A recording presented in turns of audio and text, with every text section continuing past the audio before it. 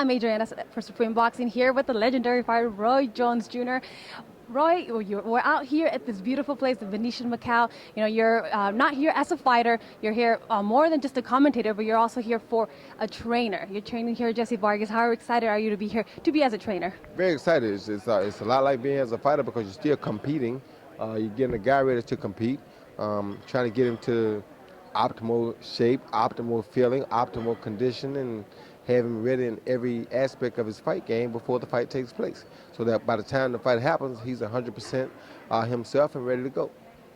And well, you're doing so many things. You know, you're a fighter, you're commentating on HBO. Why take on the task of being a trainer at this point? I didn't try to. It kind of took me on.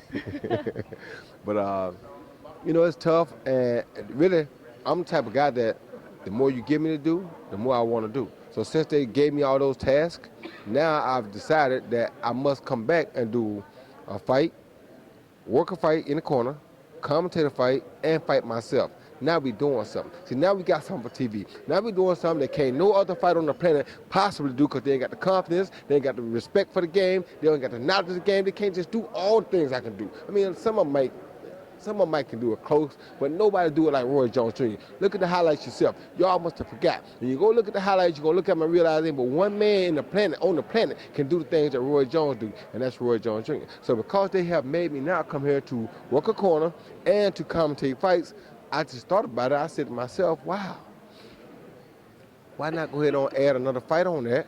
And now you commentate, you work a corner, and you beat somebody. Now you're doing it big.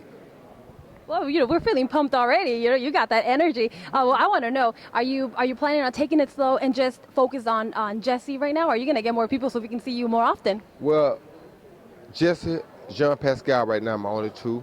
I do have some amateur guys that's coming out that may turn pro. I do have a guy named Zizik Michko, who's in Vegas. I got a Russian heavyweight that I train a little bit with. Rashid Ashigidov, and them my only four for right now is for a professional goal.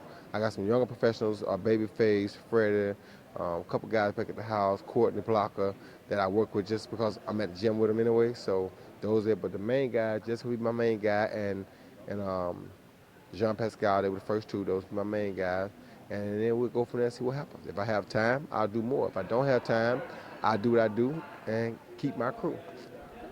And well, you've been with Jessie now for a couple months. A couple months. How do you see him progressing? He's improving so much that I am scared. You feel me? When a guy improves this much in that quick of time, that quick of an amount of time, it's almost scary. He is looking spectacular to me in just a matter of 8 weeks. I'm like, wow. But I got everything that I told him that I could get out of him in that 8-week period. So it's like, it's scary to me because how could he transform so quick? He had to believe in everything I said and believe in it wholeheartedly for him to make that change that fast. He made a change quicker than anybody I've ever seen or ever worked with.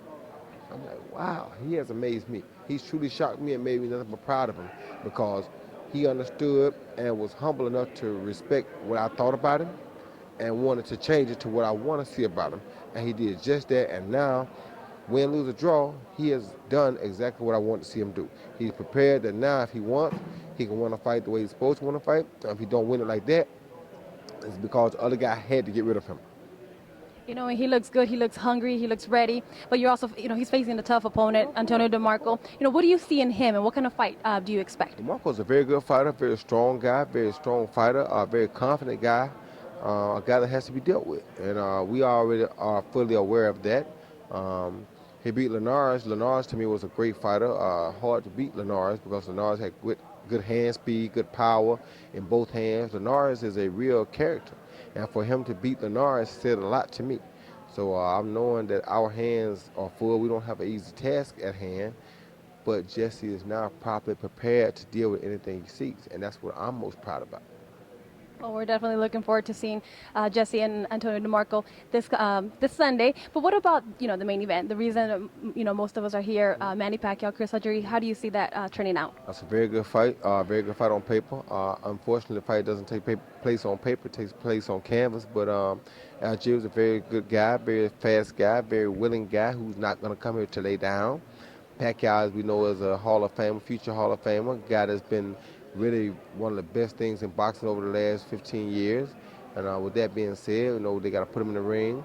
Both of these guys have a strategy. Both of them have great teams. Pacquiao's team has the most experience and probably better fit for the job.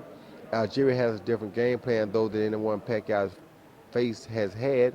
And with that being said, Sunday morning should be one hell of a fight. Whoever can implement their game plan should come out victorious. I like Pacquiao early because I think if Pacquiao can knock him down and hurt him, he can finish him, and he knows that he probably should finish him because if he allows Chris Algieri the opportunity to get into the fight, he could become another victim like Ruslan Provodnikov did, who knocked him down twice in the first round, but allowed him to survive and get in the fight, and Chris Algieri walked away with the upset.